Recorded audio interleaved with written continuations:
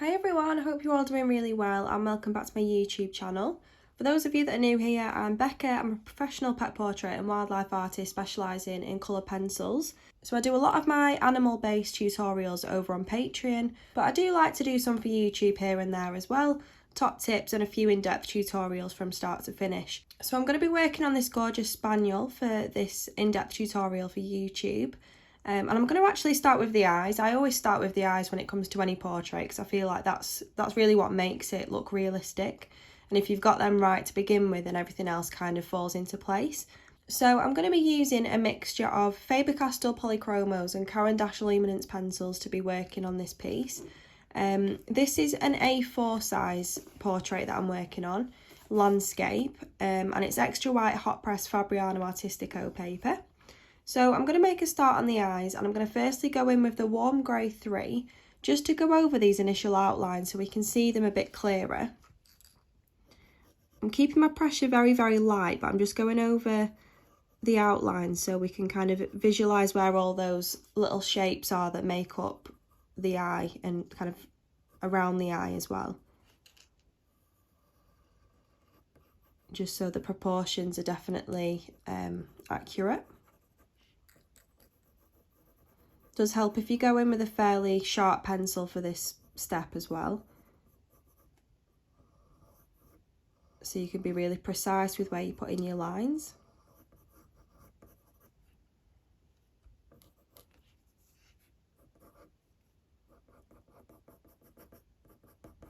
I get a lot of questions about how I draw my initial outlines as well. I've tried a few different methods over the years, one being the grid method, but I found that took me too long to draw out the initial outline. And when you're a colour pencil artist, obviously colour pencils take long enough as they are, so you just want to get that initial outline done as quick as you can. So for me, the quickest way and the most accurate way of getting your proportions is to use transfer paper. So by literally printing out the image to scale that you're going to be working on, or working from rather, and then using transfer paper to put behind it, and then you can kind of draw on top of the printout and it'll transfer onto your paper underneath. I've just found it's a lot quicker to do it that method, and it gives you really, really accurate proportions.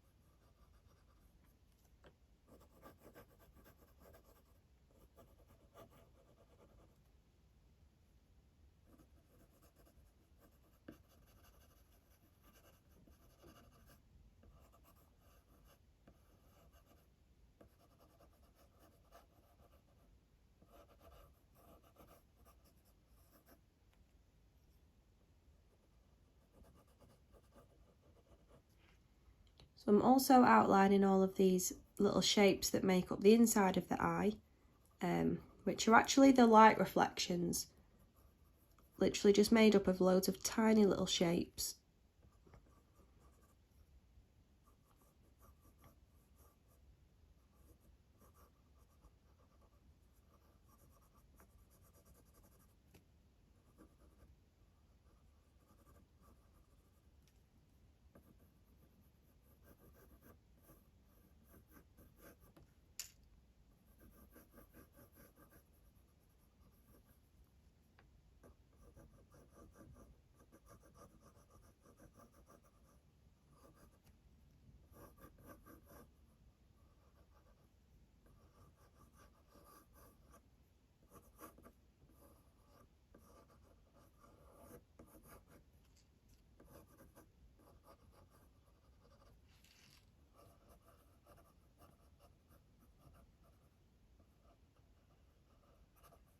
I usually like to work on both eyes at the same time, just so they're kind of in sync with the colours and the amount of layers that we're adding.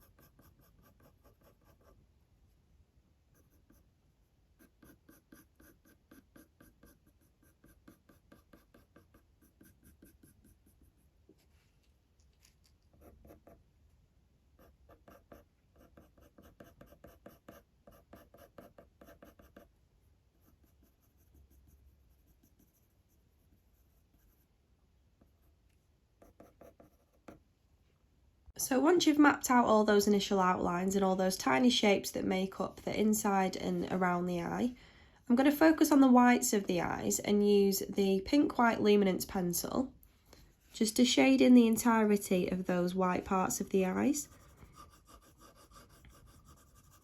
Again, I'm just using quite a light pressure, and I find that if you do kind of small circular motions but kind of following the kind of outline around, it gives you a much more even coverage.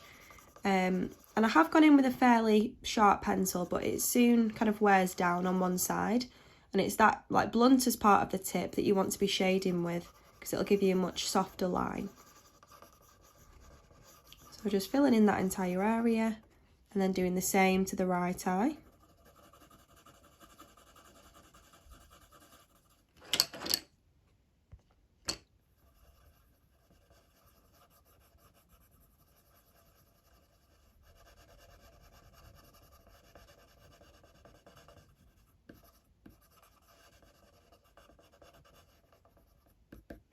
Like that. So still focusing on the whites of the eyes, I'm going to go in with the warm grey 2 polychromo and just shade from those kind of outer edges, following the line along, and then releasing your pressure a little bit as you approach more towards the centre of that white part of the eye, just to add a little bit of a shadow on those outer edges.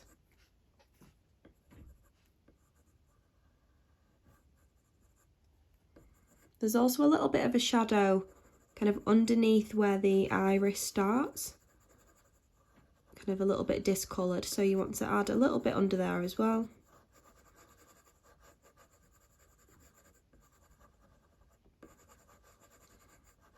I'm using the flattest part of the tip to give us that even coverage, and you'll find that when you use luminance pencils as like the base layer of a section, anything that you add on top of that will tend to blend really easily, because luminance pencils are predominantly wax based, so they're a much softer pencil than the polychromos, meaning that they're brilliant for base layers and they're brilliant for blending and just kind of smoothing everything out. If you're ever at a stage in your drawing that's looking quite grainy because of the paper, by going over it with a luminance pencil, it'll literally just smooth and smudge everything together.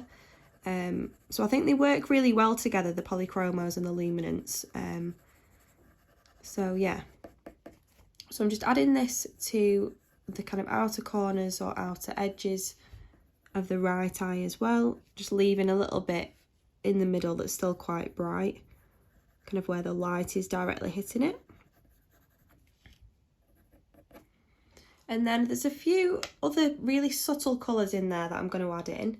So I'm going to use firstly the silver grey luminance pencil, which is another really pale coloured luminance pencil, very similar to the paper colour but more like an icy white, and it's got a really subtle tint of blue.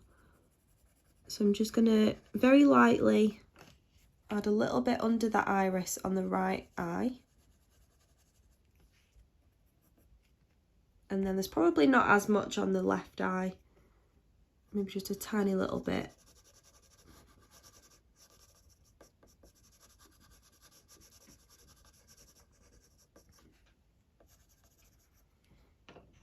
I'm also just going to add a little bit of the sepia 10% luminance pencil to the right eye. Again, just underneath the iris, just a tiny, tiny little bit.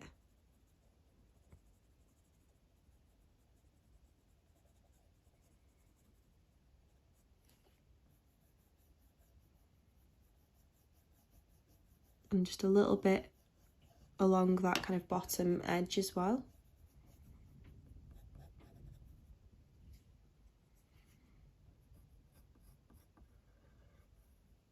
And then the same to the left eye, just going along that bottom outline. Next up, I'm going to go in with the French grey 30% and just add those kind of dark little bits around the eye, just kind of map out where they are and add a bit of a base layer to that section before we go in with the darker colour. You want to avoid this little bit here, kind of just underneath the inner corner of the eye, because that's a little bit lighter. So I'm leaving a bit of a gap there.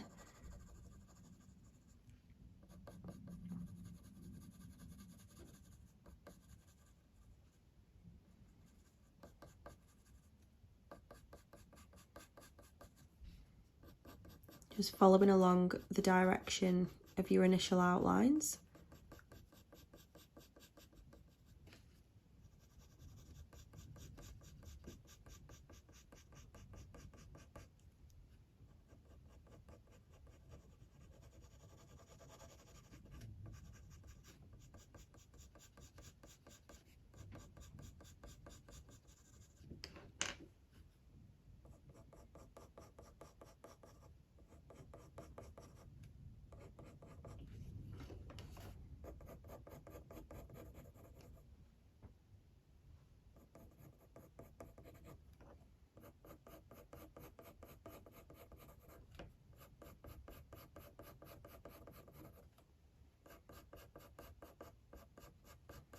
So I'm just literally doing light pressured, kind of short, controlled linear motions following along these initial outlines.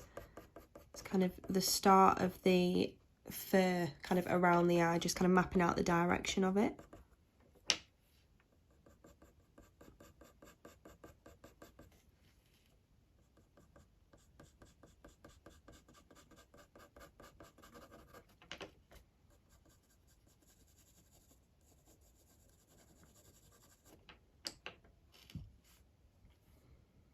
I'm going to do the same to the right eye.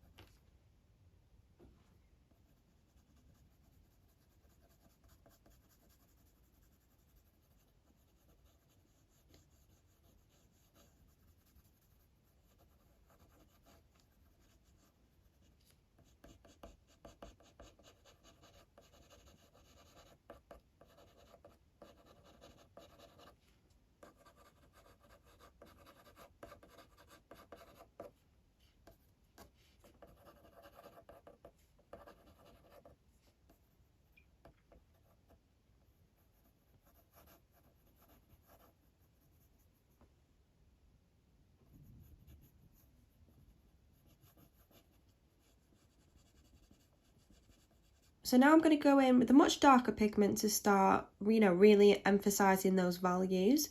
So I'm going to go in with the dark sepia polychromo, and you want to start by going along the initial outlines again and filling in like the darkest parts kind of in and around the eye.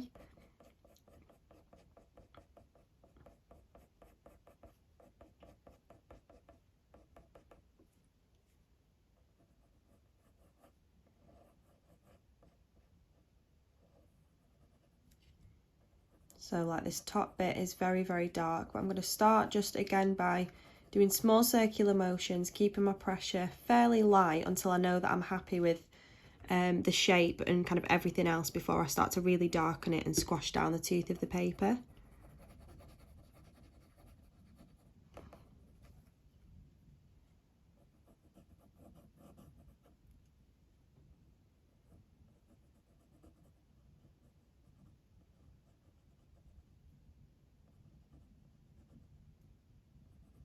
So you want to shade kind of in and around the lighter parts of the eye, like the little lighter shapes that make up the light reflections. This is kind of the intricate part really, because it's very sort of picky and you've got to be quite accurate with it in order for the eyeball to look like it's glossy and sort of spherical, because it's how the light's hitting it in different parts and how those light reflections are sort of curving in different areas, showing the shape of the eye.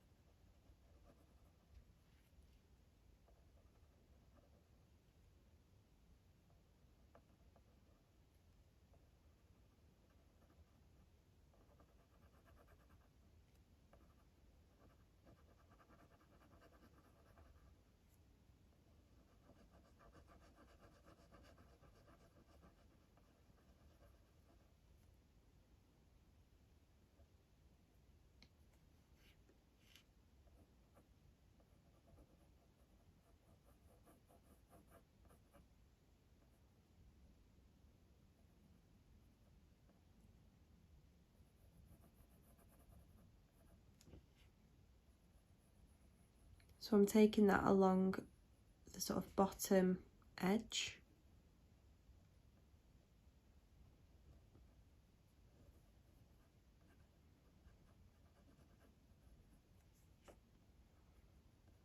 And just adding a little bit of this darker pigment to the bottom, kind of working it into that French grey 30% that we've just added.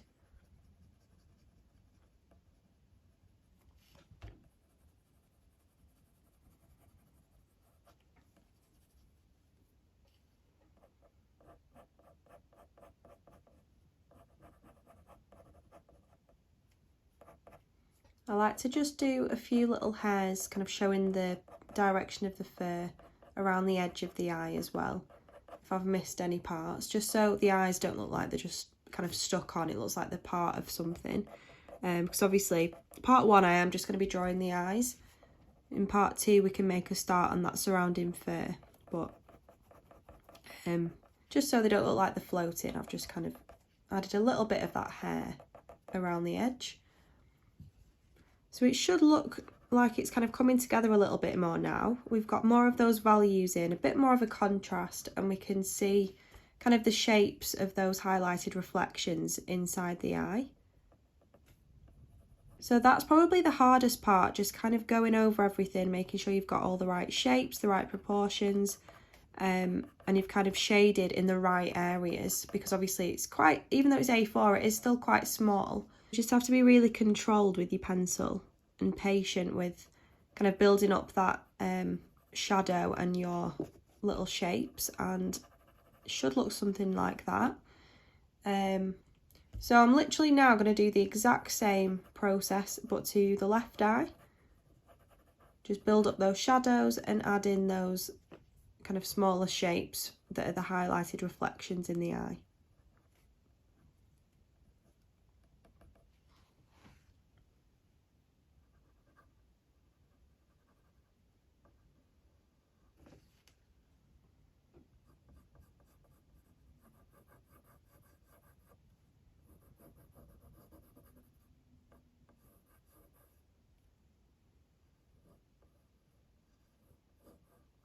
There's also a lot of like little wrinkly bits in the kind of inner corner of the eye. Again, just like we did with the light reflections in the eye, you literally just want to break it down into individual shapes just to make it easier for you.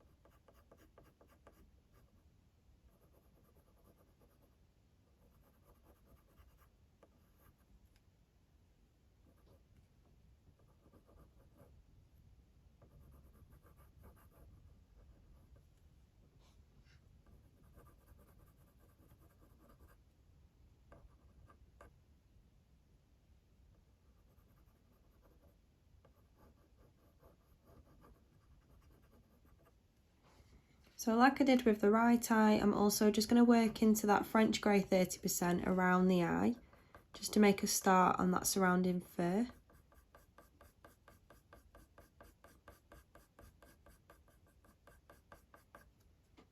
This is where your pencil strokes want to change, like you want to be doing more kind of back and forth motions with your pencil stroke, like individual hairs, whereas in the actual eye, you've got to be a little bit more controlled.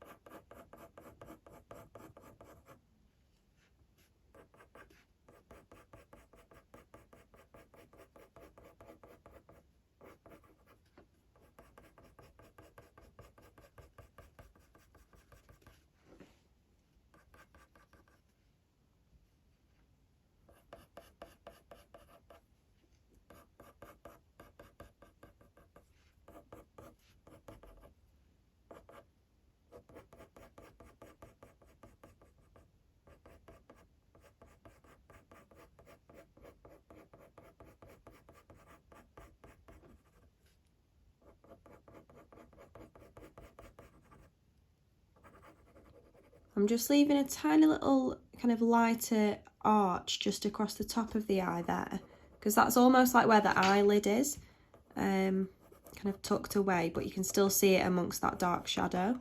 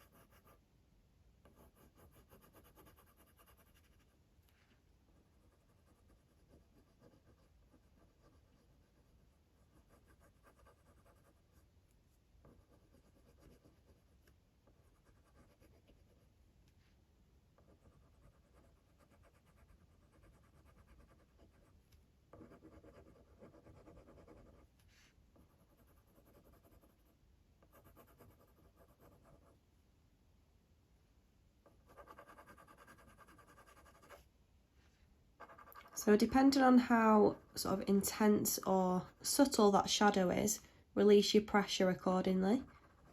So press on harder when the shadow's a lot darker, and for these kind of lighter reflections that still have a tiny little shadow to them, you want to release your pressure. Just literally brush it across the paper like that, hardly applying any pressure whatsoever.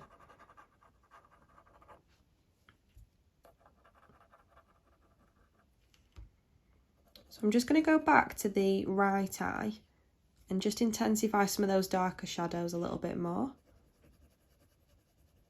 I'm still using the dark sepia throughout all of this.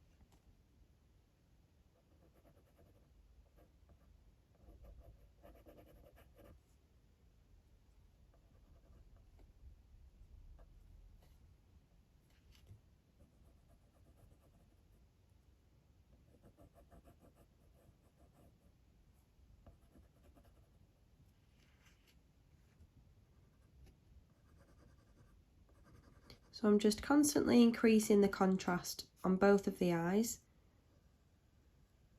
and kind of doing this, keeping all the colours really neutral before I go in with those kind of brown tones and really bring the eyes to life.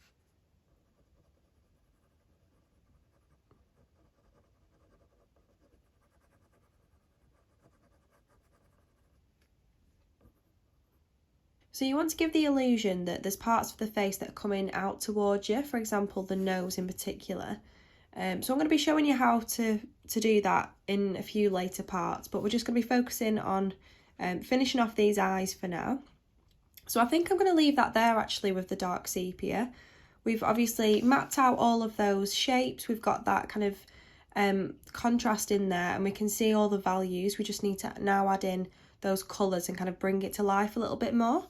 So I'm going to go in now with the Van Dyke Brown Polychromo, which is a lovely kind of chocolatey coloured brown. And I'm going to work lightly into the iris, kind of working from these shadows into the lighter parts of the reflections. So we can see that colour but in like a subtle way.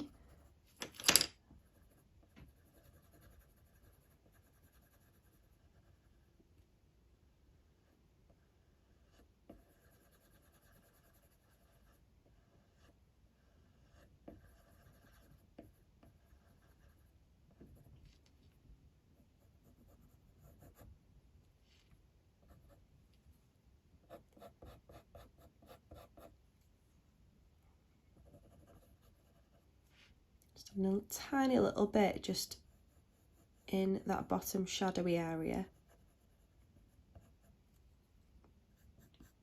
and just a tiny little layer into the bottom of that fur,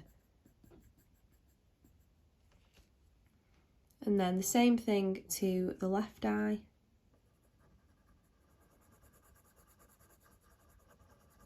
Just going to help to kind of warm up the eye a little bit and add in some of those chocolatey tones.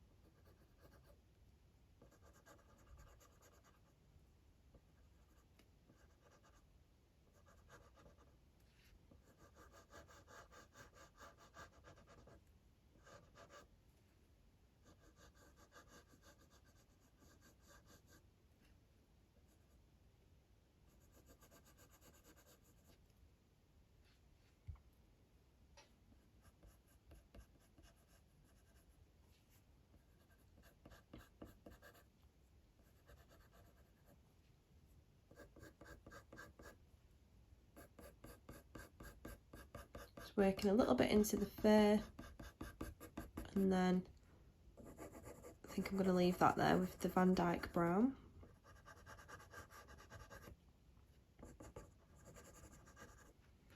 So there's some areas that you can see in the highlighted reflections that are still looking quite grainy. So the colour that I'm going to use to sort of blend all of that out is the Raw Umber 10% Luminance pencil. Like I said earlier, luminance pencils are incredible for just blending out pigments, smoothing everything together, and I'll literally show you that right now, how well it works. So with a light to medium pressure, you just want to go over the area that you want to sort of smudge out and make a lot smoother, and it will literally just melt those pigments underneath together.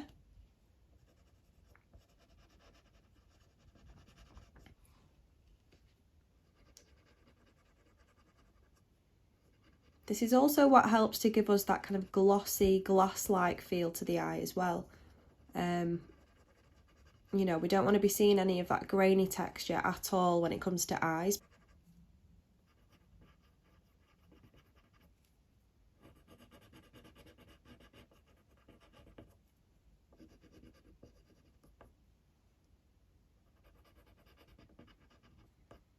So I'm going to leave this other section of highlight on the left eye because that has more kind of blue tones in it, whereas this is more of like a creamy colour.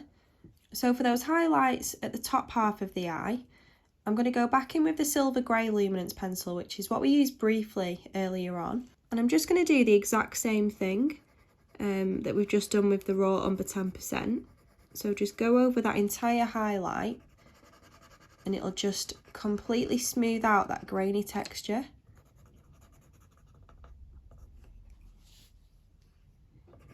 And it'll also help to add in those subtle kind of blue tones in the eye, which is really nice. I also think if you've not got the shapes perfectly right, if they've kind of distorted slightly with all the layers that we've been adding, don't worry, because we're going to be sort of refining them a little bit later on. I'm going to do the same to the right eye. And I'm also just going to add a little bit more underneath the iris here, into like the whites of the eye. Now that we've darkened other areas of the eye and the iris, we can see, you know, how dark we can go with those shadows in the white parts of the eye.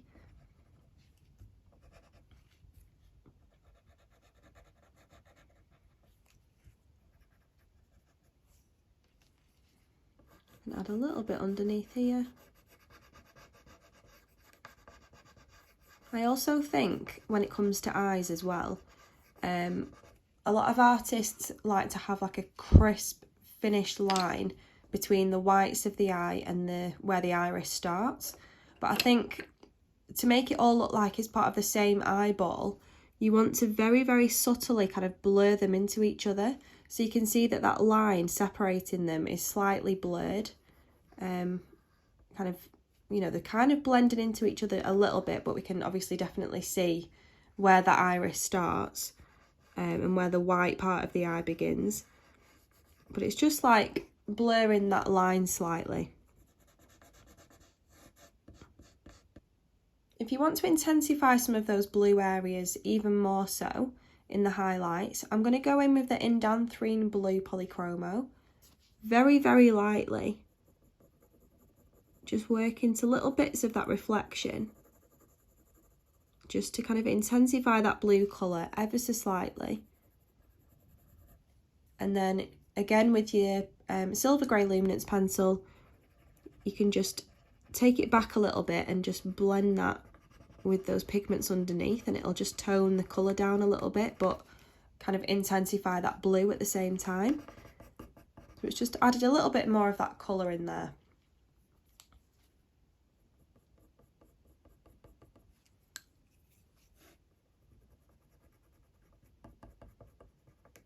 So in terms of the whites of the eyes again, I'm going to go in with the Warm Earth 5%, which is like a pinky fleshy colour. And I'm just going to intensify some of the pink areas. Again, they are still quite subtle, but they definitely are in there. You know, there's quite a few like subtle veins in the eye that you can see. So this is kind of like a little addition to that kind of pinky colour.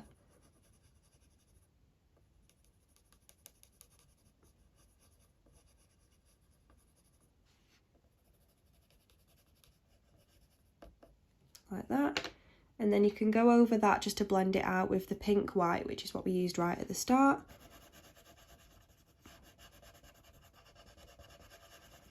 Just to keep everything really, really smooth.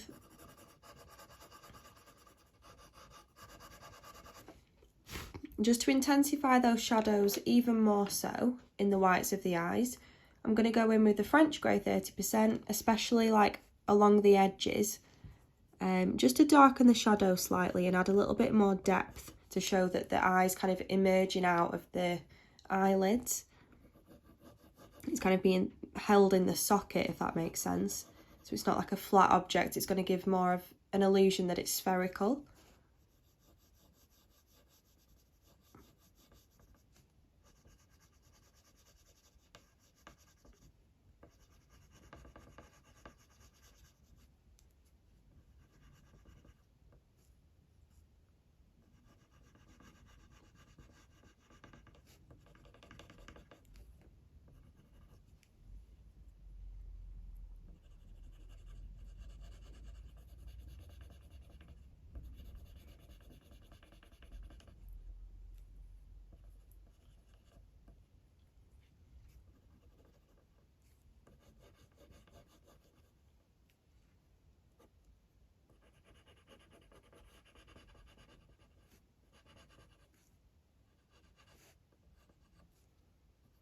there's like a little tiny little crease above this main one, where it goes lighter and then back darker again.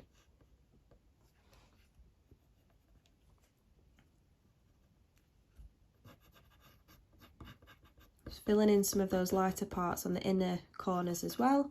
And you can also start to fill in like the outer eyelids that we've left fairly grainy.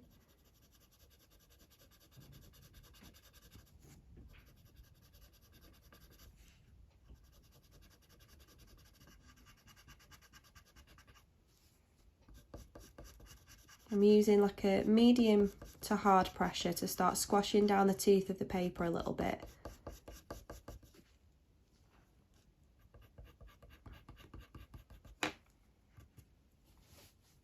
I love working on Fabriano paper because it does have a really fine tooth to it, meaning that it can hold a lot of layers. And when it comes to realism and drawing things that you want to look quite realistic, you do need a lot of layers and like subtle colours and like little bits of detail in order to achieve that. So what paper you work on is really important. I've tried so many different papers. I've tried pastel matte drafting film, Strathmore Bristol vellum, Saunders Waterford, Archie's hot press, and still my favourite is the Fabriano Artistico.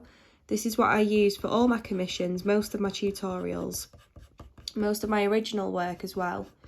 It's just really good, but I think people either love it or hate it because it does take quite a lot of working into, if that makes sense. You've got to be quite heavy-handed at some points. So if you work quite lightly, you might find working on this paper quite challenging, but I think it's always good to try as many different papers as you can, and just see what works for you, really.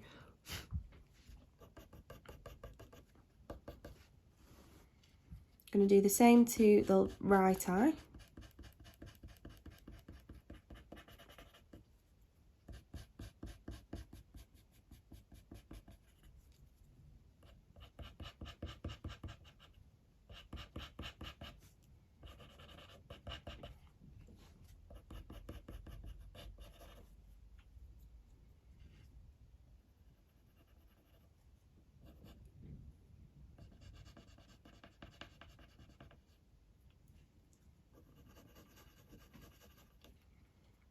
And then you can blend that out in the whites of the eye by going back in with the pink white luminance, just to keep everything completely smooth.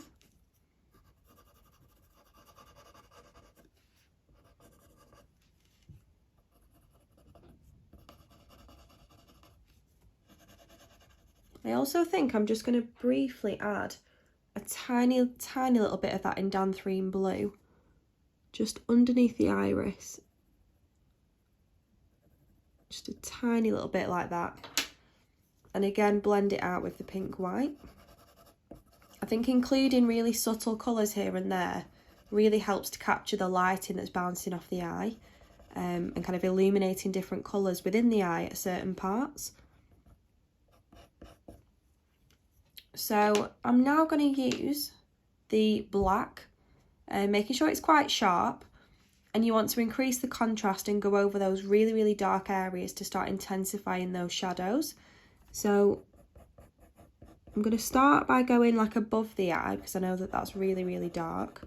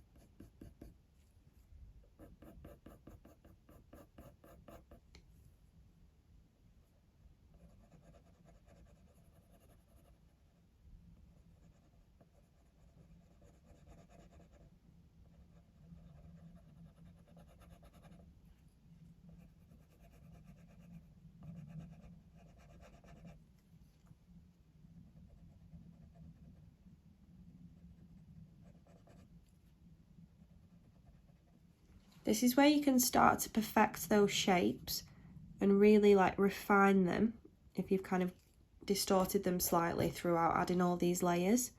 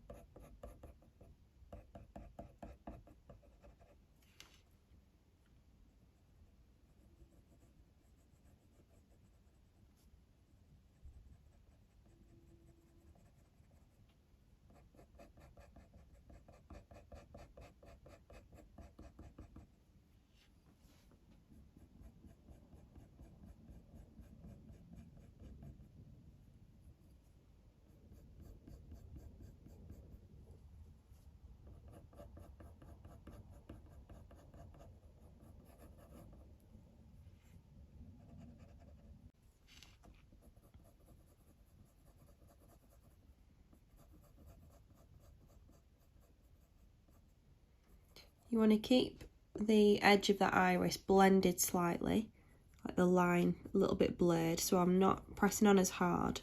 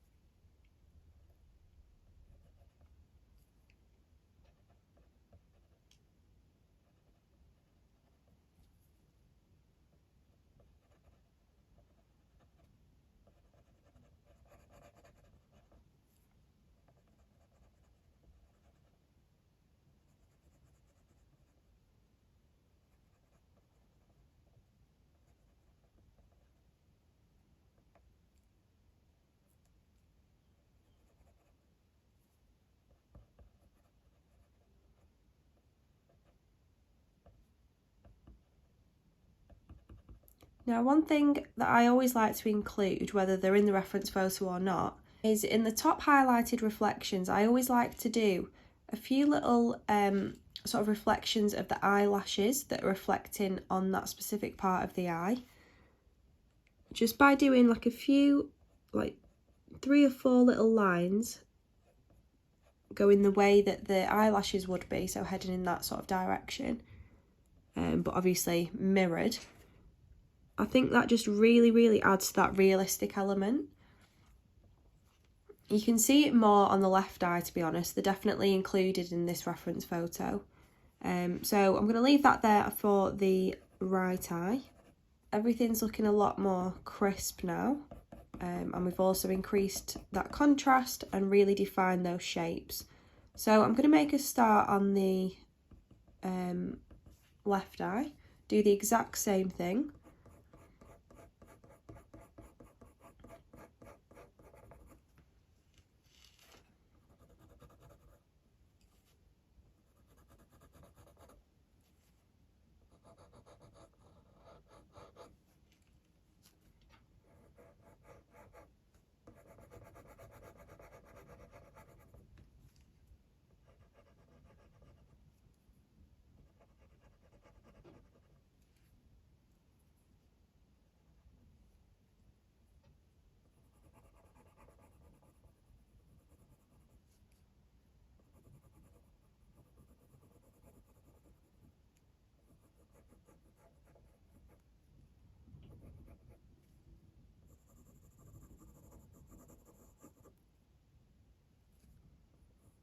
So there's like a little crease or sort of line going around the top of the eye, and then there's like another one which is the eyelid that's sort of a lot more subtle.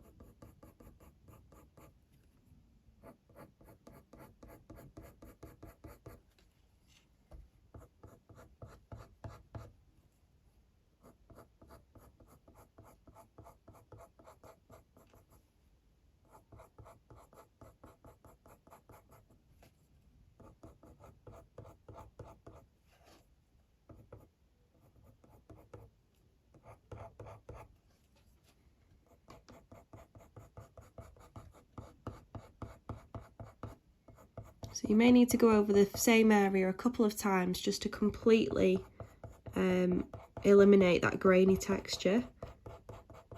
The more layers, the more you're kind of squashing that pigment into the tooth of the paper, just kind of pushing it in.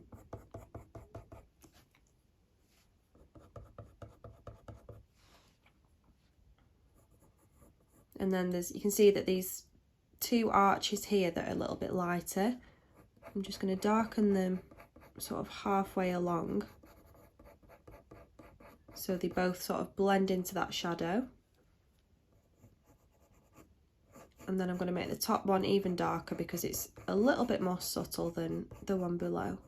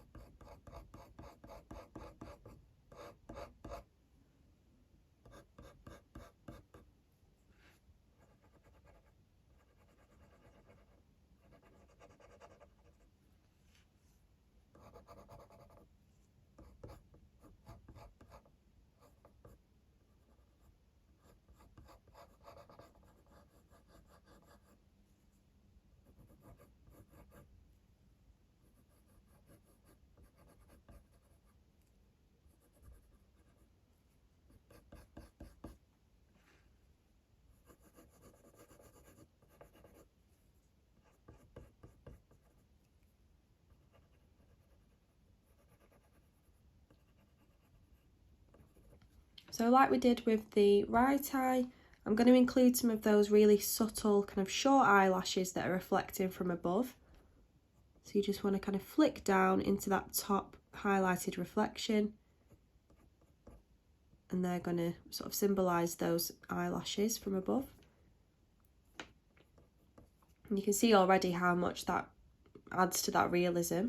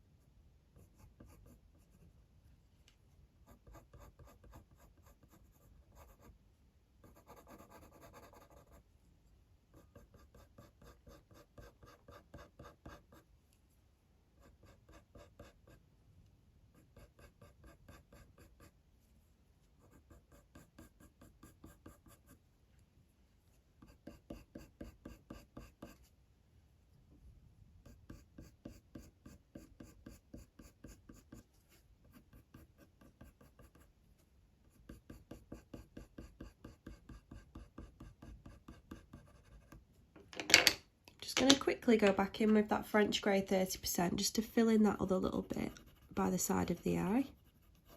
So I think I'm going to leave that there with the black. Everything's looking really defined now. I'm just going to focus on pulling out those extra tiny little specks of highlights that are really, really bright. So to do that, there's two different tools that I like to use. One being the craft knife slice tool. This is basically like, you can hold it like a pen or a pencil, and it's got a ceramic blade on the end of it. So when you've added quite a few layers of colour pencil like we have, you can literally just use it to lightly scrape away little parts of your drawing, and it'll lift that pigment off the paper and reveal like the paper or those initial base layers underneath. So it'll brighten up areas like you can see here. And obviously you can use the pinpoint sharp part of the ceramic blade. It's not like sharp, you wouldn't cut yourself with it. But it's like the pointy side where you can achieve like tiny little details that's quite difficult just to achieve using colour pencils alone.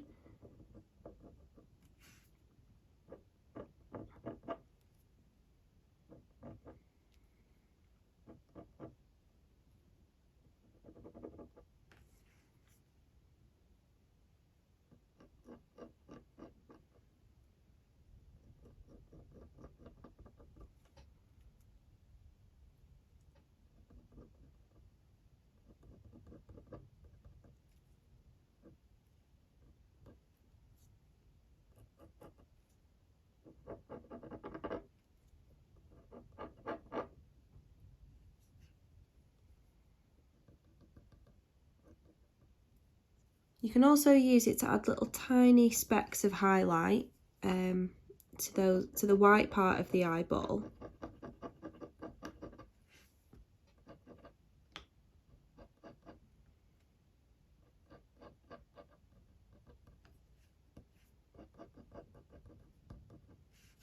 Just to add to that kind of glossy effect.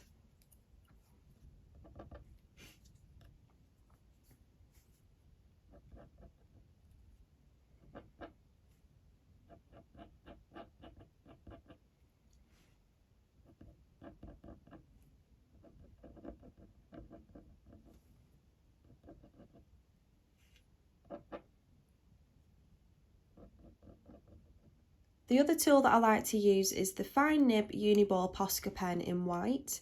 This is basically like a paint pen, like it's a wet medium, but if you add too much you can literally just dab it away with your finger, or wait for it to dry and kind of crumble at it with a sharp pencil and it'll just like crumble away. So it's a really good one just for those really bright white sort of specks or dots of highlight in eyes or like on top of the nose and stuff like that.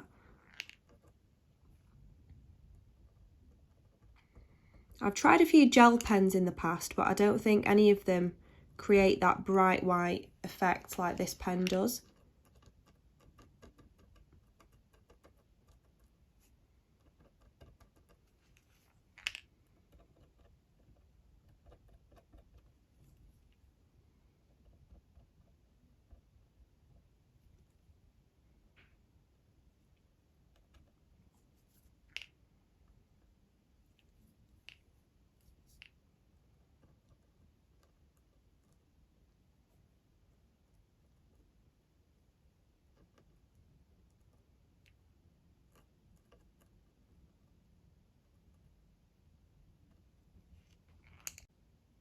So I'm pretty much there now with part one. I'm just going to add in a little bit of colour to the surrounding fur. I'm going to start by using the brown ochre 10% luminance pencil and just kind of elongating basically the lines that we've drawn in already in the same direction, just to get a little bit of colour in there before I finish off for part one. When it comes to knowing what colours to use and in what order when it comes to fur, I always like to start with a luminance pencil, and I always like to kind of pick out the palest colour that I can see in the fur and use that as the base layer. So a pale kind of creamy yellowy colour would be perfect for this gingery fur.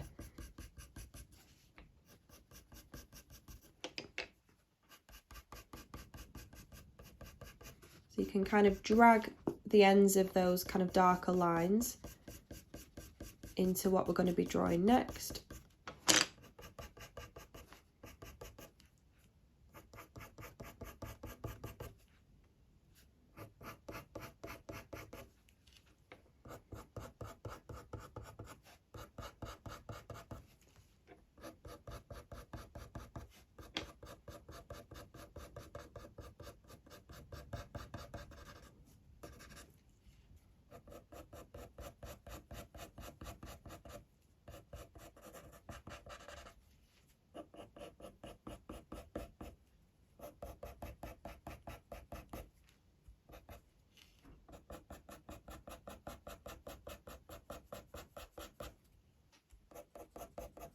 When you're drawing fur, you always want to do sort of back and forth motions and almost like flick at the end of your pencil, releasing your pressure, and always draw or shade in the same direction that the fur's going in, no matter even if it's just like a tiny little direction change.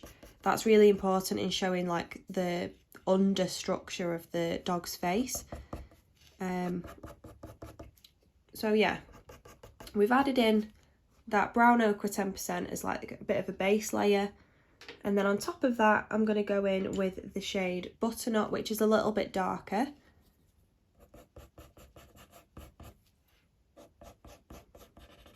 And you want to add this more where like those shadows are in the fur.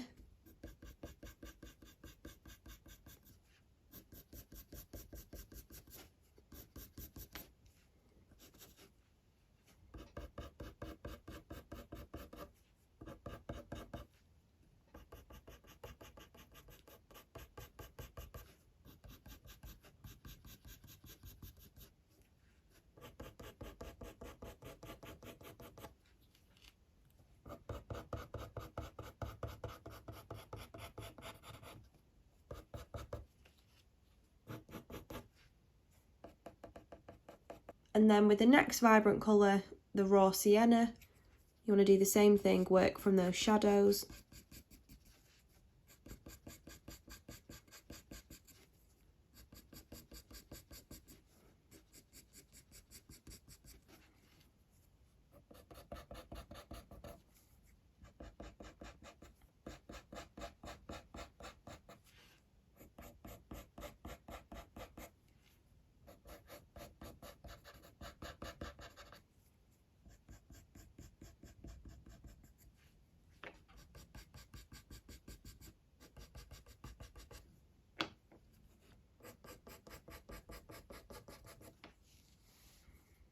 I think sort of 3 or 4 layers in, you want to include like quite a vibrant colour, like a golden yellowy colour, especially when it comes to ginger fur, just so it acts as like a bit of a vibrant undertone under all the layers that you're going to be adding on top of it. It keeps, you know, the fur looking quite bright and sort of rich in colour.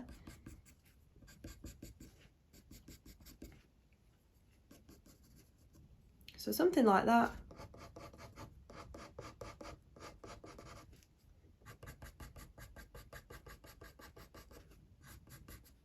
So the next colour that I'm going to use is the shade Brown, which is actually a Pablo pencil, Caran d'Ache Pablo pencil.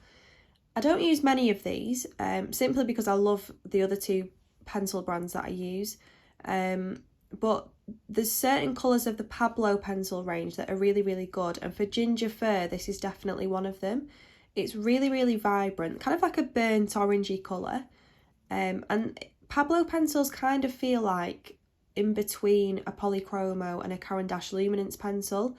They're kind of not as soft as a luminance, but not as hard as a polychromo. So they're kind of a nice in between pencil to use.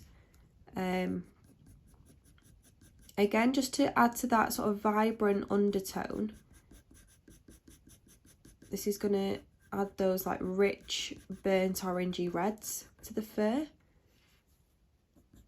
Obviously, I'm just being quite rough with it and just sort of mapping out the starts of those colours in the fur around the eye before we really focus on them in part 2. But yeah, I'm just making a start really.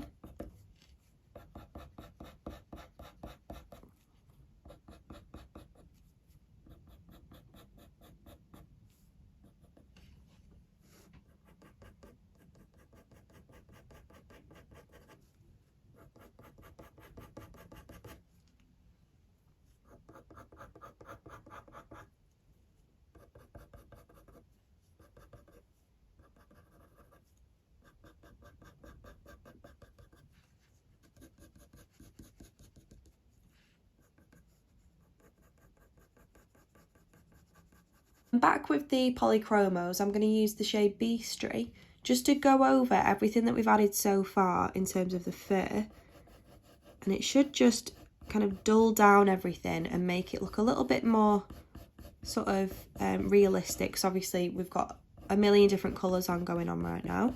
We need to just kind of bring them all together, so this is going to act as a nice sort of mid-tone.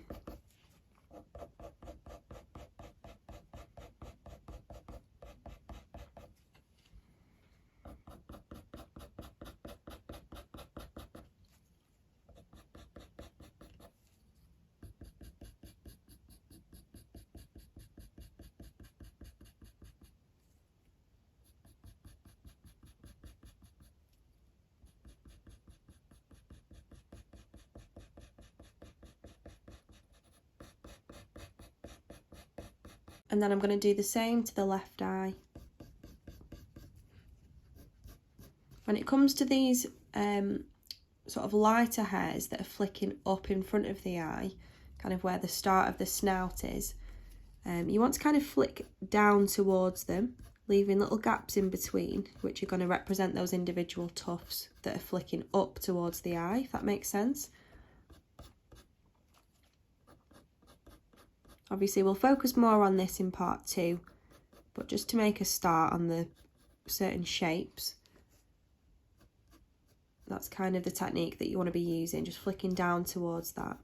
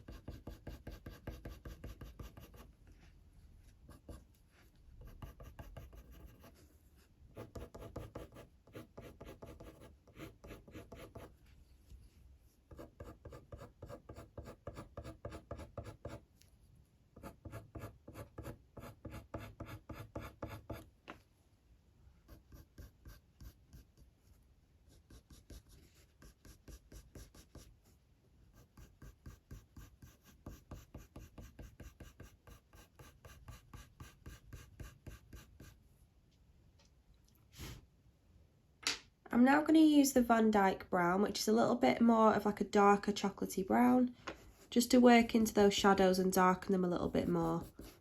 Again, just to kind of dull down the entirety of this ginger fur that we've started around the eye.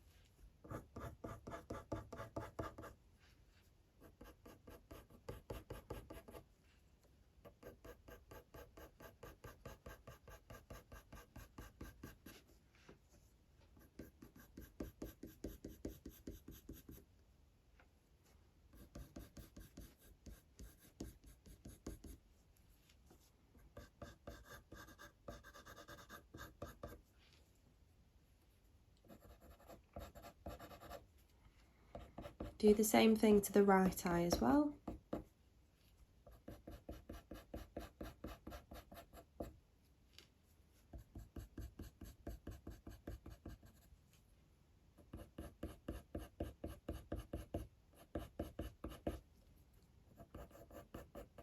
You could also, just by sort of twisting your pencil round and using the sharpest point of the tip, just elongate some of these lines and flick them sort of over the eye like that.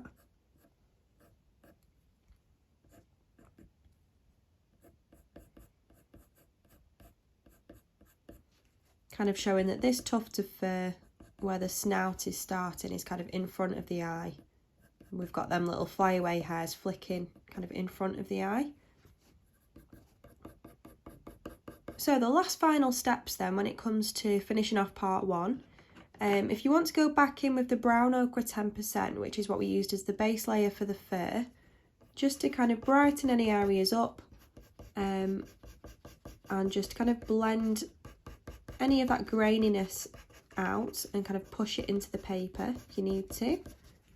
Then just do that with the brown ochre 10%. Then when it comes to the dark part around the eye, you want to go back in with your black and just make sure that that is really dark still. Maybe add another couple of layers and bring some of those dark hairs down towards the ginger fur.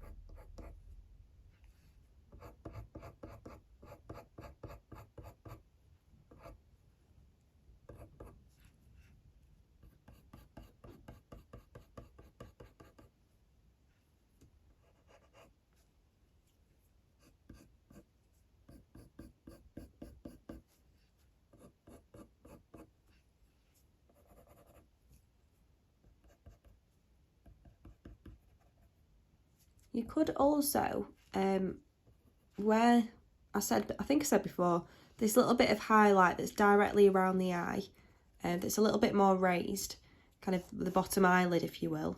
It's kind of a little bit bumpy in some areas, so you might just want to do some little dark specks or little marks as like an extra little bit of detail all the way along.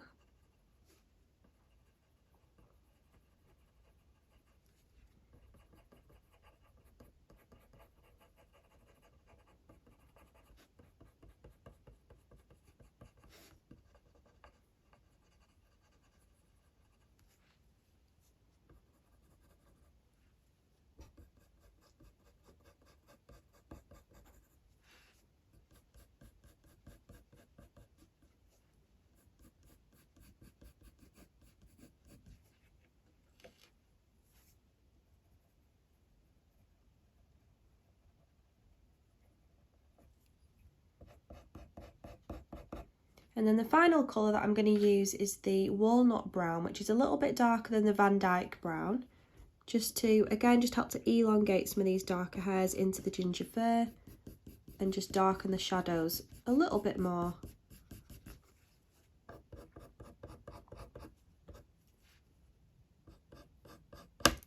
That always seems to happen to me when I'm recording tutorials. The end of my pencil will just snap off when I'm in the middle of talking.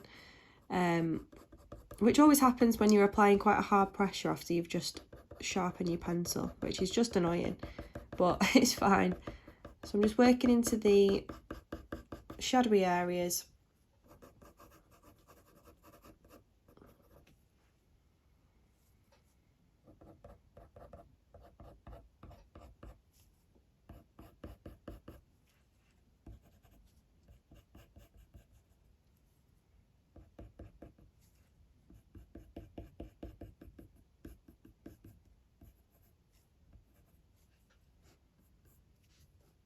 some kind of darker line details in the fur.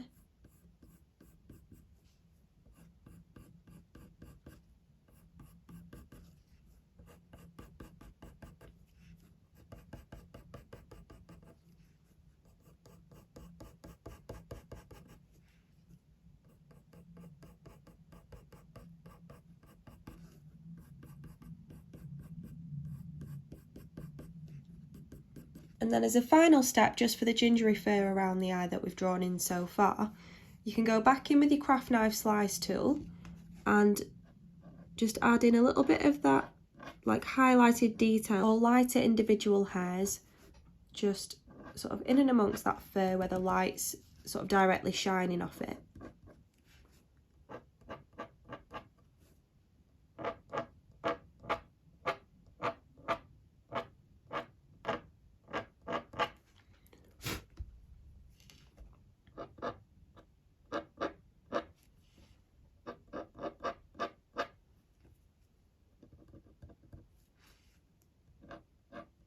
And elongate some of these as well. Kind of flick over the ginger fur to create that sense of depth and sort of show that they're in front.